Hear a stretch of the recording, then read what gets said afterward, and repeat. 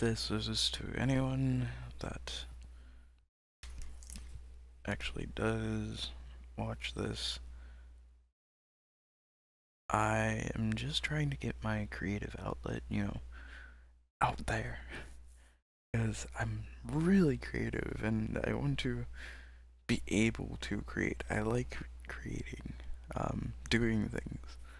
So I guess you could say this is one of my ways of getting a creative outlet, out. Um, Anyways, I do hope you enjoy, and I'm sorry about the creepiness. I'm sorry that I am so sadistic, but I thought it'd be fitting for since I am playing a horror game. Anyways, I do hope you all enjoy. Hello, this is Zero and ZXT. Um, I thought I'd do something a little different today. Instead of, posting a video and then, this is to make up for Sunday, so I'm going to do this. And we'll see on how it works. I typed up this story and I will continue it if you like it, and I'm not gonna be posting Sunday because it's a holiday, and well, basically it's a holiday, but still. Anyways, this isn't anything from creepypasta or anything like that. It's my own kind of creepy story that I'm going to be working on. I'll probably throw in some anime picture or something like that as you watch this, and tell me on how you like it. I may not post Sunday, but we'll see. Anyways, there's no title to this right now, but I think I'm gonna call it Dark Day. And we'll see on how that goes. Anyways, on this dark evening, I sit here with my light turned off and the computer on. I'm playing a new game I found on the web. It is a horror MMORPG. I start to get into the game as my mother calls from downstairs. Gambit, it's time for dinner. Me not really wanting to leave from this new game, but still knowing I have to follow what my mother wants. I leave the computer on, but close the game. I open up my door into a poorly lit hallway. I hear her calling again. Gambit, get out here this instant. Letting my eyes adjust to the light, I say back with a smart-ass remark. If only, if only, if and when I get out of this dungeon that we call a hallway, I will be down there. There is nothing to really guide my way down the dark and almost sinister feel of this hallway, other than my own eyes and the wall.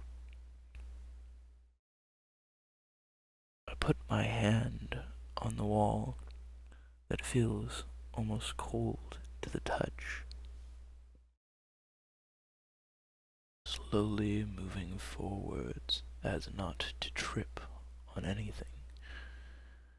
The light seems to grow darker and darker As I make my way along the hall, I look behind me to see nothing but blackness. The lights have gone out. There is no more lights. I start to freak out a little, but think of the most logical conclusion. A few of the lights must have burnt out. I feel for the bar for the stairs. My fingertips touch the wood, letting me know I'm close. I inch forward, again, being careful not to fall, and make my way down the stairs to see my mother in the kitchen, sitting in the chair. I go to join her and tell her about the lights going out. She just says, "It happens with old houses like this, and not to worry."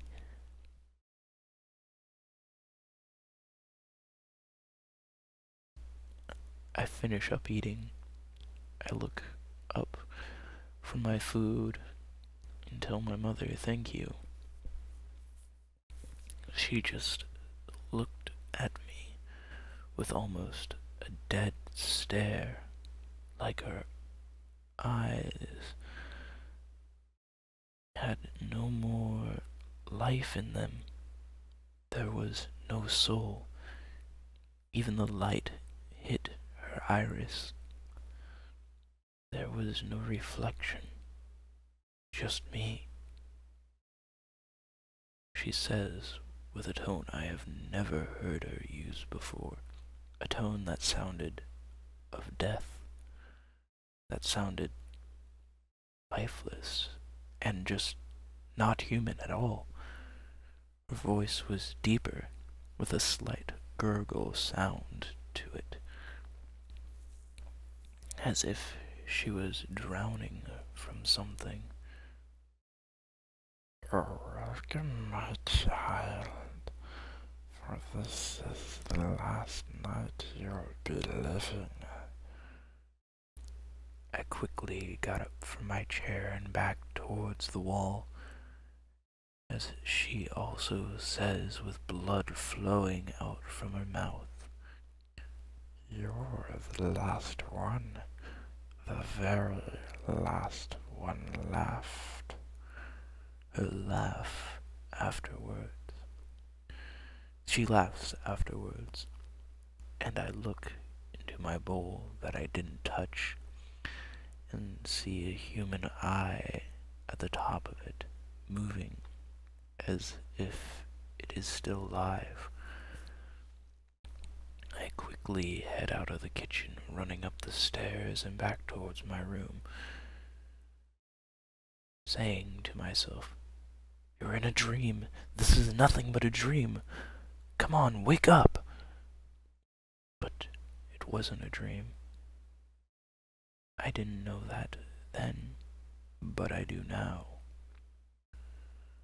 Once back in my room, I lock the door and make sure nothing can get in. I head towards the window and open it up to see dead bodies laying on the ground, most of them recent, but still talking. One was a girl about my age, 17. She was saying, "Don't let it get you. Don't let it get you." Over and over, her clothing was torn, her body torn apart. It looked like it was her legs first that were torn right from her, it being that the blood went on behind her, and legs were being were there, along with a trail of blood. Next was her arms, and last her torso was cut in half, with her insides hanging out.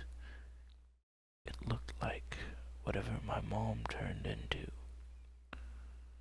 was looking for something, but I wasn't sure what. I saw intestines, two lungs, mostly everything, but the heart wasn't there. So I think I will stop there and see you on if you actually like this. So I hope you all enjoyed, and sorry for my poor reading. I really do wish I had glasses to read, but I don't. So, uh, I've had. I'm supposed to be reading with glasses on, but I broke them a while ago, so now I have to read without them. So sorry for me not being able to read like I want to. Anyways, I hope you all enjoyed, and let's hope that the story gets a little bit more creepier, because this is more of a kind of, get to know me kind of thing, where you'll get to kind of know I like dark and almost asinine things that most people would find creepy and or psychotic in a way. I like the idea of, a body being cut up, being mutilated, being pulled apart slowly or fast, and it's almost, hmm, it's almost satisfying, I guess would be the word, in a way, to think about that stuff, but never actually do it.